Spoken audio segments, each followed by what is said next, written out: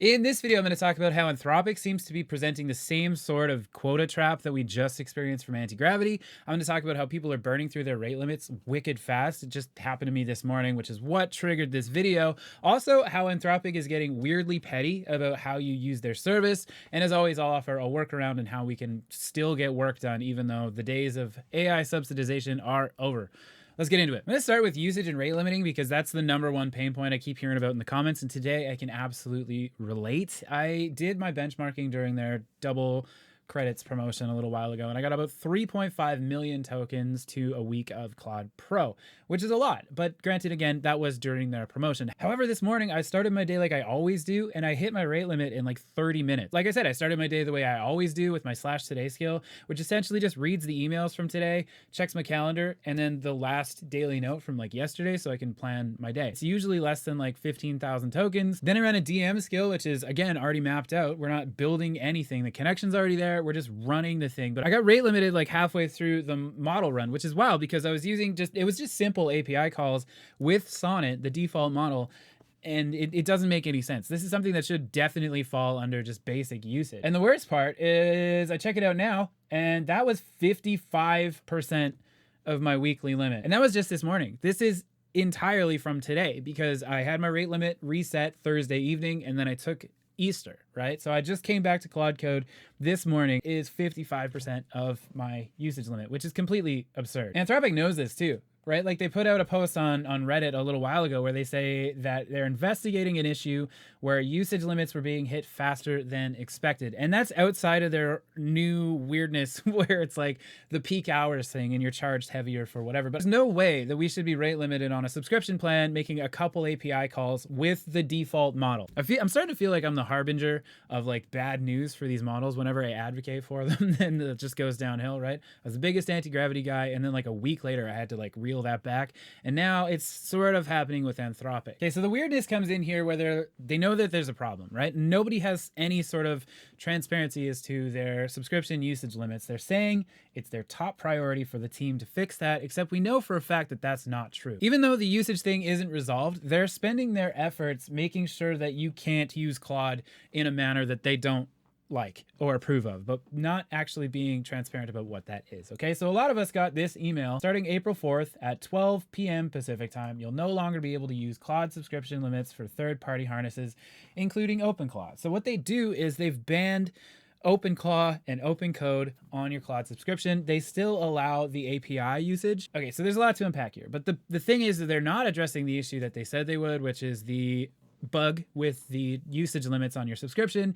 And they're also getting super petty when it comes to how you use Anthropic, banning every third-party harness and even some like first-party setups if you're using it wrong. And the frustrating part about that is less the usage changes and just the absolute lack of transparency. And it's the same thing we saw with Antigravity, and we know the backlash that happened there, but like, check it out. Matt Pocock just recently put out a course built on Claude Code. He is definitely pro Anthropic. He wants to rep that platform, but even he is rethinking his position. The bottom line here was, I've never before experienced from any developer tool such a frustrating lack of clarity over basic terms of usage. And he goes on to be like, look, we don't actually know if any of this stuff is okay. Peter Steinberger kind of threw a punch here where it says Anthropic now blocks first-party harnesses too. They're alienating a large group of people that have built their systems and stack on OpenClaw and other third-party harnesses like OpenCode, for example, and they're also tightening your quota behind the scenes. And it doesn't seem like, even though they say like it's our top priority is to fix these different things, what they're actually spending their time on is aggressively going after people that are using their platform in a manner they don't like, right?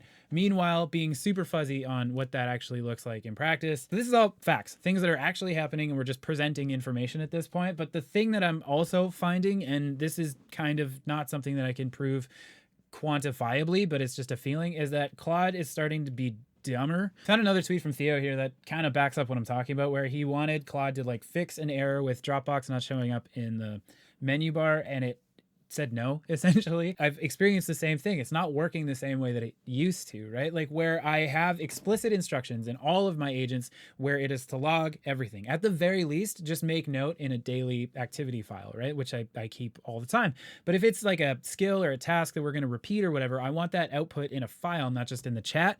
and it's not doing that. And that's really frustrating. He's finding the same thing where it's like he has to tell it to do research if you ask a question. On the flip side of that, I'm using Kimi K 2.5 with OpenRouter, and I can be pretty vague and it understands what I want. Like I gave it a weird request here where I'm like, I need a couple more. Can you get some signal? And it queried perplexity for 3 different angles without me explicitly saying so. So I'm actually getting better luck through the API on Kimi K 2.5 at the moment. But I'm gonna come in and strictly talk trash because I actually like the Claude harness. I like all the plugins. I like the platform a lot, but it is mirroring exactly what was happening with Antigravity before that fell apart, right?